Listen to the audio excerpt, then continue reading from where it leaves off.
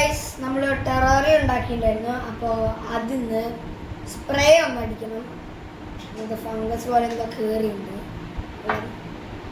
നമുക്ക് rubber band ആക്കി വെച്ചിട്ടുണ്ട്. എടുത്ത് എടുക്കുക, ഇത് ഇങ്ങനെ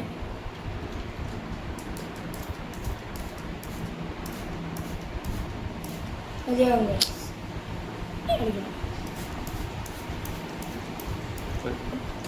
ഇത്ര മതി. ഇനി ചെണ്ട വെച്ചാൽ ഇത് തന്നെ എടുത്തിട്ട് ഇവിടെ വെച്ചിട്ട് ഇപ്പോൾ ഗൈസ് എന്നിട്ട് റബ്ബർ ബാൻഡ് ഇടുക. അപ്പോൾ ഇത്രയും കഴിഞ്ഞു. ഇതിൻ്റെ പ്രോസസ്സ് എന്ന് വെച്ചാൽ എവോപ്പറേറ്റിംഗ് വെച്ചാൽ വേപ്പറൈസ് ആയിട്ട് മേളിലോട്ട് വരും. നമ്മൾ ഈ അടിച്ചേക്കണ വെള്ളം വേപ്പറൈസ് ആവും കുറച്ച് നേരം കഴിയുമ്പോൾ. അത് വേപ്പറൈസ് ആയി പിന്നെ വീണ്ടും ആ വെള്ളം തന്നെ ചാടും. വെള്ളം ചാടുമ്പോൾ അങ്ങനെ കുറച്ച് ദിവസമാണ്, പക്ഷേ 2-3 ദിവസമൊക്കെ നിൽക്കത്തുള്ളൂ. അത് ഇങ്ങനെ നമ്മൾ തുറന്നിട്ട്